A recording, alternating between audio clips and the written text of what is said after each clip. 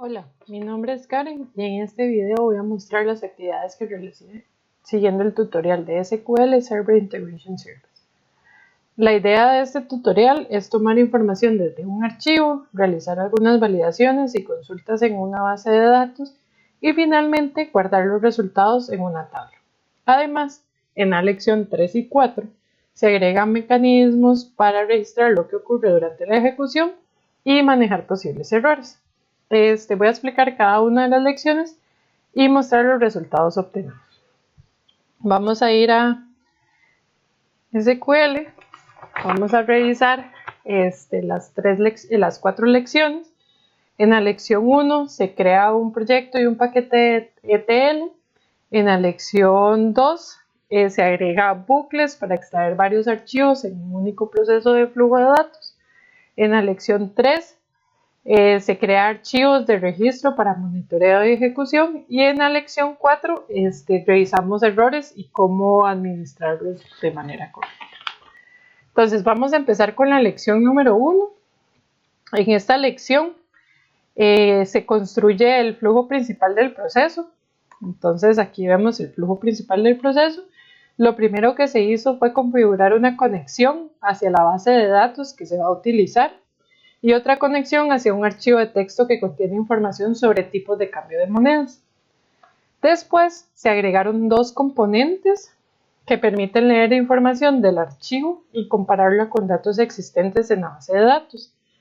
El primero permite identificar correctamente la moneda y el otro permite identificar la fecha correspondiente.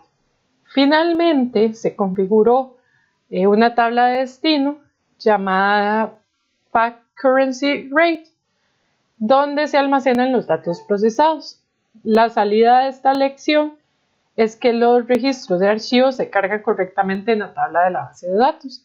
Entonces vamos a ir a depurar, iniciar depuración para revisar que todo corra correctamente.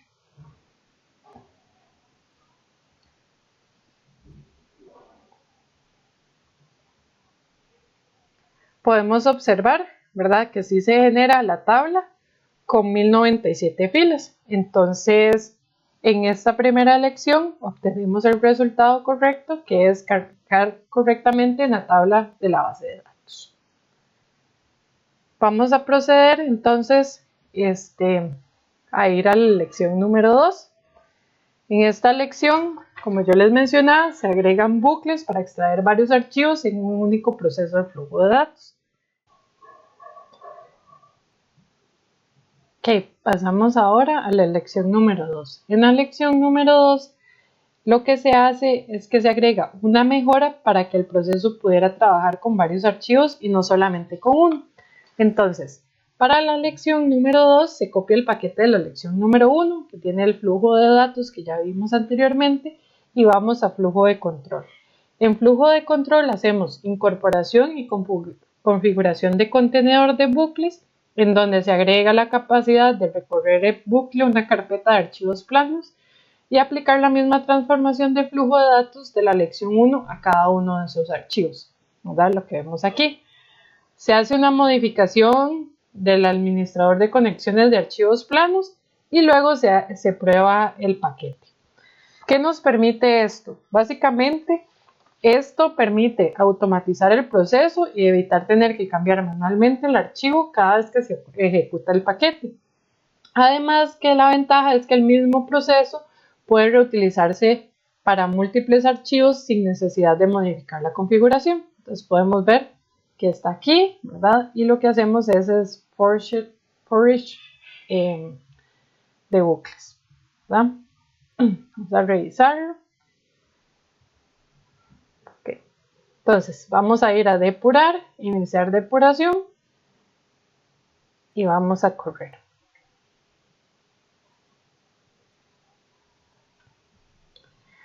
Podemos observar de que corre correctamente y ya está listo entonces el bucle que permite revisar varios archivos sin necesidad de configurar la configuración.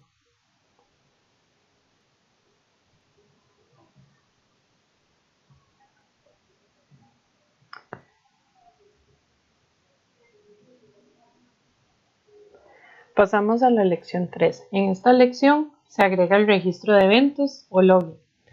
Igual que la lección 2, agarramos la base de esa lección, utilizamos el mismo flujo de datos y el flujo de control, y la idea es que el paquete deje evidencia de lo que ocurrió durante la ejecución. Se configura un archivo donde se guardan mensajes importantes como el inicio y el fin de la ejecución, advertencias o errores que puedan ocurrir. Entonces, en esta lección, básicamente creamos un registro de archivos para los eventos de Pipeline Execution Plan y Pipeline Execution Tree. Esto lo podemos observar en este login, en este archivo donde se guarda la información, que básicamente es útil porque permite revisar posteriormente qué sucedió durante una ejecución determinada. Entonces, abrimos Tutorial Log, que se encuentra en el archivo y los documentos que se generan. Y aquí podemos ver que para cada uno de los bucles, qué es lo que se está generando de Pipeline Execution Tree.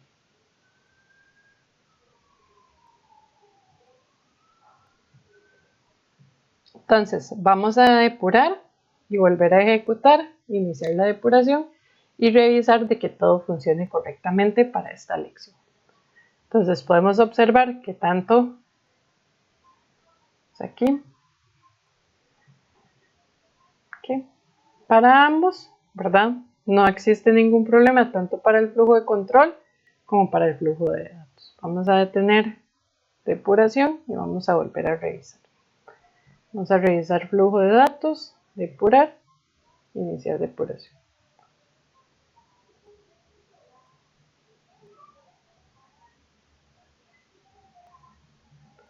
¿Ok?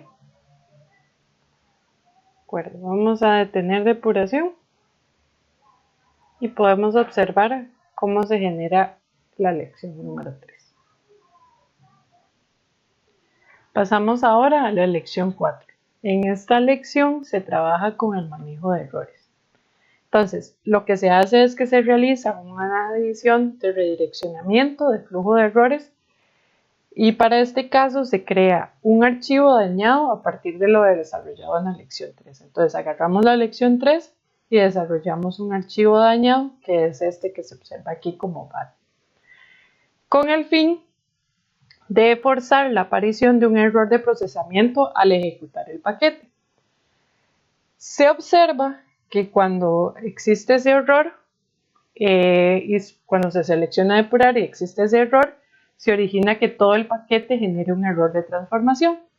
Entonces, con el fin de eliminar esto y en lugar de permitir que se produzca un error en la transformación, se configuró el paquete para que si encuentra registros con información incorrecta, no detenga toda la ejecución, que es esto lo que hicimos aquí, y en lugar de eso, esos registros son enviados a una salida de errores, ¿verdad? Para poder revisarlos posteriormente. Entonces, es también lo que vemos aquí y ahorita les enseño el archivo. También se agregó un componente que traduce los códigos de error a mensajes más fáciles de entender. Y finalmente esos registros se guardan en un archivo separado junto con la descripción del error encontrado. Eso se observa en este archivo de error output, que también lo tenemos en la carpeta.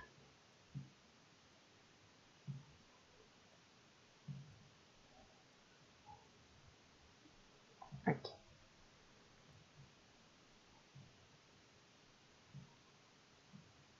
Que es básicamente cuando nosotros damos depurar, iniciar depuración, vamos a observar que eso se registra en ese archivo que tenemos aquí. Esos son los registros que nosotros estamos viendo aquí. Perfecto.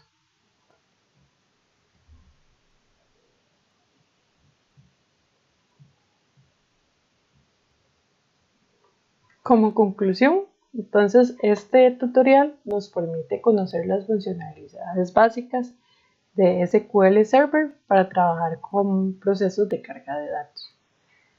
En este caso se aprende a leer información desde archivos, como se vio en la lección 1, realizar validaciones utilizando datos de una base de datos, también revisado En la lección número 1, automatizar la ejecución para varios archivos, como pudimos ver en la lección 2. Además de registrar eventos importantes, como la lección 3, y manejar errores sin detener todo el proceso, como lo que hicimos en la lección 4.